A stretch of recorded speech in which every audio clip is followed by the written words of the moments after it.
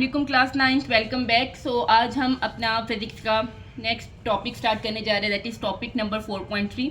अच्छा, book writer ने इसमें ना सारे टॉपिक्स की एक खिचड़ी सी बनाई हुई है, तो कुछ समझ नहीं आ रहा कौन सा आपने करना है कौन सा नहीं करना। तो ध्यान से देखिएगा, मैं आपको इसको हाईलाइट करवा रही हूँ, पॉइंट्स बना रही हूँ। वो एक टॉपिक है 4.3, लेकिन इसके अंदर 4 to 5 डेफिनेशंस हैं। तो काइंडली आपने सबको अच्छे तरीके से ध्यान से कर लीजिएगा। जहाँ जहाँ पे मैं आपको क्वेश्चन बता रही हूँ, पॉइंट्स बनवा रही हूँ, वो आप बना लीजिएगा, ठीक है। सो सबसे पहले इसके अंदर ये देखिए 5 टर्म्स हैं जिनको हमने डिस्कस करना है। ये सारी की सारी टर्म्स आपकी बुक में मौजूद है, लेकिन जैसे मैंने बताया कि वो एक खिचड़ी सी बनी हुई है, टॉपिक्स के नेम अलग-अलग नहीं है। इनको हम एग्जाम्पल्स के साथ अंडरस्टैंड करेंगे। सबसे पहले हम आ जाते हैं टर्निंग इफेक्ट ऑफ फोर्स, जिसको मैंने लिखा है फोर्स को घुमाने का असर। उर्दू में इसको लिखा हुआ है फोर्स को घुमाने का असर, and for English medium it is turning effect of force. यानी कि फोर्स की वजह से कोई चीज़ कैसे रोटेट करती है, कैसे घूमती है, उसको हम क्या कहते हैं, टर्निंग इफेक्ट ऑफ फोर्स या फोर्स को घुमाने का असर। जैसे इसके बहुत से एग्जाम्पल है हमारे पास। दरवाजे बंद है, अगर आप दरवाजे को खोलना चाहते हो तो वो जो एक कब्जे की लाइन होती है, आपका दरवाजा उसके गिर्द रोटेट कर रहा है, it is turning effect of force. इसी तरह से आपने किसी बोतल का ढक्कन लगाया हुआ है, उस ढक्कन को खोलना चाह रहे हो, तो तब भी आप क्या करते हो, फोर्स की वजह से आप उस ढक्कन को रोटेट करते हो, that is also turning effect of force. इसी तरीके से जब गाड़ी वगैरह चलाते हैं तो गाड़ी के स्टीयरिंग को भी घुमा रहे हैं, वो भी क्या है, टर्निंग इफेक्ट ऑफ फोर्स। उसके बाद अगली जो डेफिनेशन हम इसमें करेंगे वो है सॉलिड बॉडी, यानी कि ठोस जिस्म। ठोस सॉलिड बॉडी को अगर हम जो सेम सॉलिड्स की डेफिनेशन है वही इस सॉलिड बॉडी की भी है। सॉलिड बॉडी बेसिकली क्या होता है कि अगर आपने किसी बॉडी पर कोई फोर्स लगाई है, लेकिन फोर्स लगाने के बावजूद उसके कोई से भी 2 पॉइंट्स के दरमियान डिस्टेंस सेम रहा है, फासला तब्दील नहीं हुआ, वो जहाँ पर थे वहीं के वहीं है, इसको हम कहते हैं सॉलिड बॉडी। लाइक ये देखें, ये आपके पास एक बोर्ड मार्कर है, मैं एक इसके इस पॉइंट पर फोर्स लगा रही हूँ, एक इस पॉइंट पर। मैं चाह रही हूँ कि मैं इस पर फोर्स लगाया तो ये दोनों एक दूसरे के करीब आ जाए, इनका डिस्टेंस कम हो जाए, लेकिन मेरे फोर्स लगाने के बावजूद इनका डिस्टेंस कम नहीं हुआ। So what is it mean? It's a solid body, क्योंकि इसका इस पॉइंट और इस पॉइंट के दरमियान डिस्टेंस चेंज नहीं हुआ, इसको हम क्या बोलते हैं, सॉलिड बॉडी। सो नेक्स्ट हमने जो करना है, दैट इज 3rd पॉइंट होगा हमारा इसमें, एक्सिस ऑफ रोटेशन। इसको उर्दू में भी एक्सिस ऑफ रोटेशन ही बोलते हैं और इंग्लिश में भी एक्सिस ऑफ रोटेशन ही बोलते हैं। एक्सिस का आपने इस पूरी इन जो वर्ड्स हैं इसको आपने समझना है। एक्सिस किसको कहते हैं, एक लाइन को। रोटेशन का मतलब घूमना। एक्सिस ऑफ रोटेशन हम बेसिकली एक ऐसी लाइन को कहते हैं जिसके इर्द गिर्द कोई जिस्म घूम रहा है, जिसके इर्द गिर्द कोई चीज़ रोटेट कर रही है, उसको हम क्या बोलेंगे, एक्सिस ऑफ रोटेशन। लाइक आपके सामने एक डोर हो, तो वो डोर जहाँ से जुड़ा होता है, जो उसके कब्जे होते हैं, वो उसके इर्द गिर्द घूम रहे हैं, तो वो उसका क्या होगा, एक्सिस ऑफ रोटेशन। अगला है जो हमारे पास टर्म है, that is line of action, जिसको उर्दू में बोलते हैं अमल की लाइन। जिस जगह पर आप फोर्स लगा रहे हो वो क्या होता है, लाइन ऑफ एक्शन। जैसे ये देखें, फर्ज करें ये जहाँ पे मेरी फिंगर है, ये यहाँ पर ये फिक्स हुआ है बोर्ड मार्कर, तो ये अगर मैं यहाँ पे मेरा अंगूठा है, इसके साथ मैं इसको ऐसे देखिए रोटेट कर रही हूँ। एक्सिस ऑफ रोटेशन क्या है, ये वाली फिंगर मेरी एक्सिस ऑफ रोटेशन है, जिसके इर्द गिर्द ये मार्कर रोटेट कर रही है। लाइन ऑफ एक्शन क्या है, ये वाला जहाँ मेरा थंब और फिंगर है, जो इस पे फोर्स लगा रहे हैं, जो इसको रोटेट करवा रहे हैं। सो जहाँ पर कैप है ये लाइन ऑफ एक्शन है, और जिसका बैक पॉइंट है जो फिक्स रखा हुआ है मैंने, उसको हम क्या बोलेंगे, एक्सिस ऑफ रोटेशन। नेक्स्ट हमारे पास आ जाता है moment arm. Moment arm simple सी चीज़ है, ये जो कैप है और ये जो बैक साइड है इसकी, यानी कि axis of rotation, this one is axis of rotation and this one is line of action. So axis of rotation and line of action के दरमियान जो डिस्टेंस है, यानी कि इन कैप के दरमियान और एंड वाले पॉइंट के दरमियान जितना सारा डिफरेंस है, इसको हम क्या बोलते हैं, लाइन ऑफ एक्शन। अच्छा, इसकी मैं आपको लेक्चर के एंड पे एक एग्जाम्पल भी दे दूंगी, वो आपने इसको देख लीजिएगा। मैं आपको एक डोर से एग्जांपल दूंगी, डोर की मूवमेंट की मदद से, कि इसमें एक्सिस ऑफ रोटेशन क्या होता है और लाइन ऑफ एक्शन क्या होता है। ये बेटे सारे टर्म्स है जो हम इसमें पॉइंट्स में करेंगे और एग्जांपल्स के साथ। चलें जी, आ जाएं बुक की तरफ।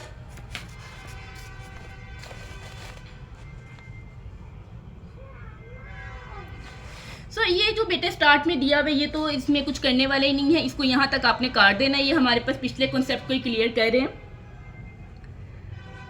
यहाँ से हम इसको करना शुरू करेंगे। जब भी हम कोई दरवाज़ा खोलते हैं या फिर बंद करते हैं तो हम क्या करते हैं, उस पर एक फोर्स लगाते हैं। फोर्स दरवाजे को उसके कब्जे के गिर्द घुमाते हैं। कब्जा क्या होता है, जहाँ से वो दरवाज़ा जुड़ा होता है ना, उसको उसका कब्जा कहते हैं। और इसे हम क्या कहते हैं, फोर्स को घुमाने का असर। ये फोर्स को घुमाने के असर की डेफिनेशन है।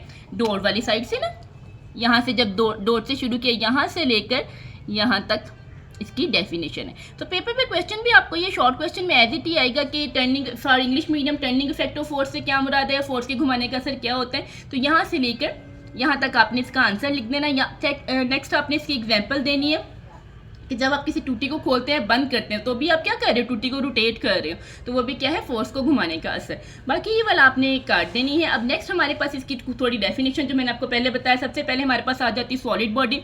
तो अगर किसी जिस्म पर फोर्स लगाने के, ये भी मैंने आपको बता दिया, फोर्स लगाइए लेकिन उसके 2 पॉइंट्स के दरमियान डिस्टेंस सेम ही रहा है, तो इसको हम क्या कहेंगे, ठोस बॉडी। नेक्स्ट ये यहाँ तक ठोस बॉडी की या सॉलिड बॉडी या ठोस जिस्म की डेफिनेशन कंप्लीट हो गई। नेक्स्ट यहाँ से हमारे पास अगली डेफिनेशन स्टार्ट हो रही है। ये सॉलिड बॉडी या ठोस जिस्म की थी। नेक्स्ट हमारे पास अगली है एक्सिस ऑफ रोटेशन या महवर। ये महवर लिखा हुआ है, इसको महवर बोलते हैं, रे आते हैं। सो जब भी कोई जिस्म रोटेट कर रहा है, घूमते हुए, ठोस जिस्म के तमाम ज़रात क्या होते हैं, फिक्स दायरों में रोटेट कर रहे हैं। फिक्स दायरों का मतलब कि जो चीज़ सॉलिड है ना, जो चीज़ जहाँ पर है वो वहीं पर रहेगी। ये देखें, ये फिक्स है यहाँ पर, और यहाँ से अगर मैं इसको रोटेट कर रही हूँ तो रोटेट करते हुए ऐसे तो नहीं हुआ ना कि कैप यहाँ से उठ के इधर आ गया, वो जहाँ पर था वो वहीं पे रहा। यानी कि घूमते हुए जो सॉलिड बॉडी है उसके पार्टिकल्स अपनी जगह तब्दील नहीं करते। सो अगर किसी जिस्म पर फोर्स लगाने के बावजूद उसके जो 2 पॉइंट्स हैं उनके दरमियान, सॉरी ये कर लिया, घूमते हुए सॉलिड बॉडी के तमाम ज़रात फिक्स दायरों में ही घूमते, जो जहाँ पर होगा वो वहीं पे रोटेट करेगा। तो इन सब दायरों के मरकज़ को मिलाने वाली सीधी लाइन को हम क्या कहते हैं, एक्सिस ऑफ रोटेशन। अच्छा, इसको मैं ज़रा आपको थोड़ा सा और समझाने की कोशिश करती हूँ। जी ये देखें, ये फर्ज करें जो आपके पास ये हाईलाइटर है, यहाँ पर फिक्स है। अब इसका ये वहाँ पे फिक्स है, ये यहाँ पे चेंज नहीं करेगा। अब मैं इसको रोटेट कर रही हूँ, इसका ये वाला जो पॉइंट है, जब ये सर्कल लगाएगा ये कुछ इस तरीके से आएगा, ठीक है, ऐसे। ये देखिए, इसको थोड़ा सा मैं जिस तरह से ये मूव करता है, ये देखिए, ये है। इसको अगर मैं यहाँ से फिक्स है, इसको यहाँ से मूव करवा रही हूँ ऐसे, ये देखिए, तो ये इधर को यहाँ को इसकी लाइन आएगी, ठीक है। अगर ये इसका एक पॉइंट हो गया, अगर मैं इसके ये वाले पॉइंट को देखूं तो ये इसका सर्कल इस तरीके से आएगा, राइट। इसी तरह से अगर मैं इसके इधर वाले पॉइंट को देखूं तो ये आएगा, सही। अब ये वाला जो पॉइंट था बेटे, ये क्या है, एक्सिस ऑफ रोटेशन।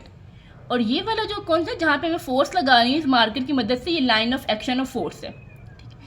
अब अगर देखें सबका सेंटर कौन सा है, इस वाले सर्कल का सेंटर भी ये है, इस वाला पॉइंट जहाँ पे वो फिक्स था। इस सर्कल को देखें, इसका सेंटर भी ये है, इस सर्कल को देखें तो इसका सेंटर भी ये है।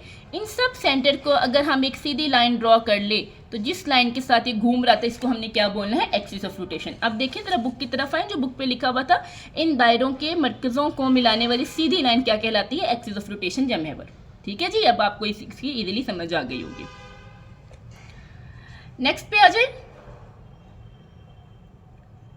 तो ये हमारे पास इसकी एक्सिस ऑफ रोटेशन की डेफिनेशन होगी, बस यहीं तक। यहाँ जहाँ से ब्रैकेट क्लोज किया, यहाँ से आप ब्रैकेट क्लोज कर लीजिएगा, यही वाला आपने करना है। नेक्स्ट आ जाए, इसी की एक्सिस ऑफ रोटेशन जो फोर्स को घुमाने का असर, इसी की थोड़ी सी एक्सप्लेनेशन है, वजाहत है।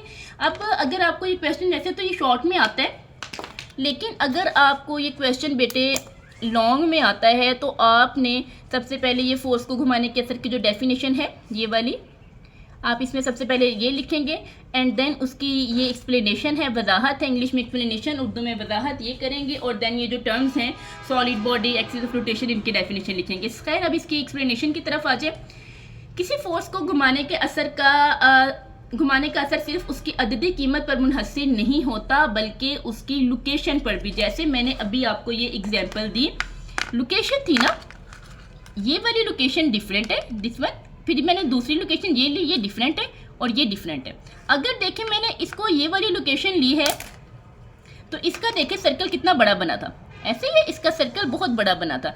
और अगर मैंने ये वाली लोकेशन ली थी तो इसका सर्कल इतना सा बना था। उसके बाद अगर ये लोकेशन ली है तो इसका सर्कल इतना सा बना है।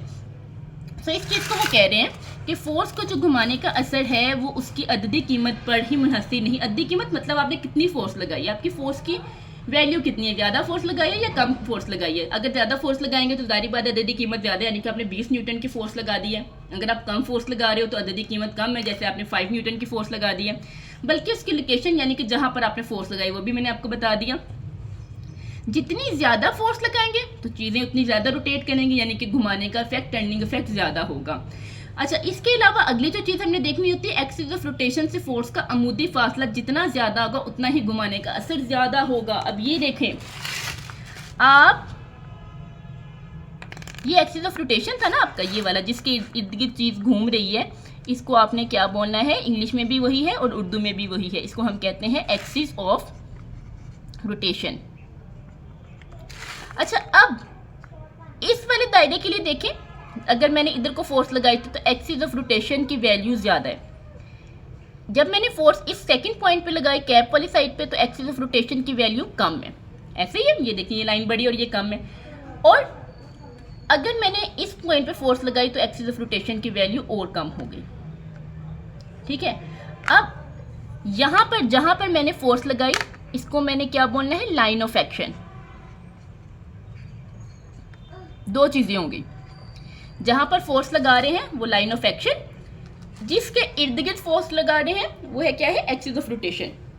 अब यहां पर हमने तीसरा पॉइंट करना है, लाइन ऑफ एक्शन या फिर एक्सिस ऑफ रोटेशन, इन दोनों के दरमियान जो डिस्टेंस होता है उसको बेटे बोलते हैं मूवमेंट आर्म। मूवमेंट आर्म यानी कि ये भी मूवमेंट आर्म है, ये भी मूवमेंट आर्म है और ये भी मूवमेंट है। जहां पर फोर्स लगा रहे हैं, फिर से देख लें, लाइन ऑफ एक्शन जिसके इर्द गिर्द बॉडी घूम रही है वो एक्सिस ऑफ रोटेशन, और लाइन ऑफ एक्शन और एक्सिस ऑफ रोटेशन के दरमियान जो डिस्टेंस है उसको आपने क्या बोलना है, मूवमेंट आर्म। ओके, आ जाए बुक पे।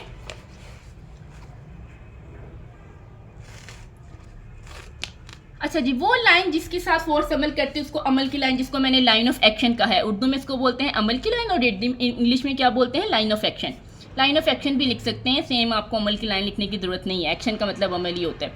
अब नेक्स्ट हमारे पास डेफिनेशन आ गई, ये थोड़ी सी एक्सप्लेनेशन होगी, उसके बाद हमने नेक्स्ट डेफिनेशन की, ये लाइन ऑफ एक्शन की डेफिनेशन, इंग्लिश मीडियम में लाइन ऑफ एक्शन यानी उर्दू में अमल की लाइन। और थर्ड पे हमने किया बेटा मूवमेंट आर्म या सिर्फ मूवमेंट आर्म, जो मैंने आपको बताया कि line of axis of rotation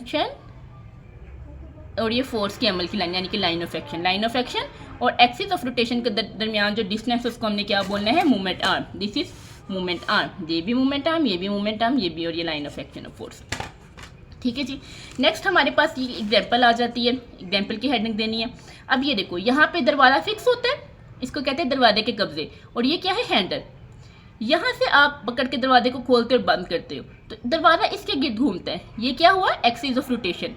और जहाँ से आप दरवाजे को पकड़ के खोलते या बंद करते हो ये अमल की लाइन या लाइन ऑफ एक्शन इसको कहते हैं। और एक्सिस ऑफ रोटेशन और लाइन ऑफ एक्शन के दरमियान जो डिस्टेंस है उसको हमने क्या बोल देना है, मूवमेंट आर्म। सिंपल सी चीज़ है, पढ़ लेते जी, कब्जे के करीब धकेल कर खोल। हाँ, वो कहते देखो, अगर आप इसको यहाँ से पकड़ के खोलोगे तो एक्सिस ऑफ रोटेशन ये हुआ, लाइन ऑफ एक्शन ये हुई, तो डिस्टेंस कम है, यहाँ से खोलना आपके लिए मुश्किल रहता है।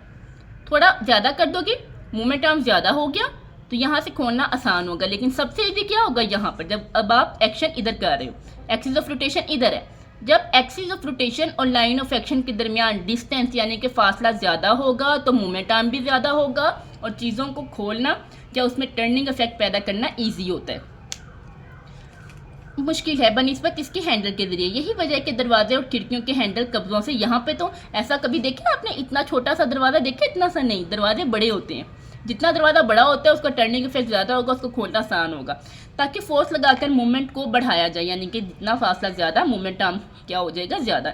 इससे दरवाज़ा खोलना या बंद करना आसान हो जाता है। ये आपकी एग्जाम्पल नंबर 1 थी। एग्जाम्पल नंबर 2, अच्छा ये देखें, जिसको रेंच बोलते हैं, स्पिनर भी बोलते हैं, इससे हम क्या करते हैं, कोई पेच वगैरह खोलते हैं। अब ज़रा सोचिए, अगर ये आपके पास इतना सा स्पिनर हो, छोटा सा, तो आपके उसको इजीली आप उससे पेच खोल सकते हो? नहीं, वो आपके लिए मुश्किल होगा। क्यों? ये आपका हो गया एक्सिस ऑफ रोटेशन, ये जहाँ पर आपने फोर्स लगाई ये क्या हो गया, लाइन ऑफ एक्शन। तो एक्सिस ऑफ रोटेशन और लाइन ऑफ एक्शन के दरमियान जो फासला था ये वाला, जिसको हमने बोला मूवमेंट आर्म, ये देखो बेटा कितना छोटा सा है, ये थोड़ा होगा तो फोर्स ये खोलना, पेज खोलना बहुत मुश्किल है, अंडरस्टूड है, डेली लाइफ की बात है। उसके बजाय अगर आप फोर्स यहाँ पे लगा रहे हो, ये आपका एक्सिस ऑफ रोटेशन, ये आपकी लाइन ऑफ एक्शन, और यहाँ से यहाँ तक का जो डिस्टेंस है ये क्या है, मूवमेंट आर्म। यानी कि अब मूवमेंट आर्म आपका क्या है, ज़्यादा। जितना मूवमेंट आर्म ज़्यादा होगा चीज़ों को खोलना आसान, और जितना मूवमेंट आर्म कम होगा चीज़ों को खोलना मुश्किल है, उसमें रिटर्निंग इफेक्ट करना मुश्किल है। सो जी ये हमारा आज का टॉपिक था। उम्मीद है आपको अच्छी तरह समझ आ गया होगा। कोई अगर कंफ्यूजन है तो मुझे कमेंट सेक्शन में बताएं, और इसको ध्यान से, जिस तरह सेम मैंने अपनी बुक पे नोट्स बनाए हुए हैं बेटे, ऐसे ही आप अपनी बुक्स पे नोट बनाएंगे तो आपको ये इजीली अच्छी तरह हो जाएगा। एंड काइंडली अगर आप में से किसी ने अभी तक चैनल सब्सक्राइब नहीं किया तो काइंडली सब्सक्राइब। थैंक यू जी, अल्लाह हाफिज़।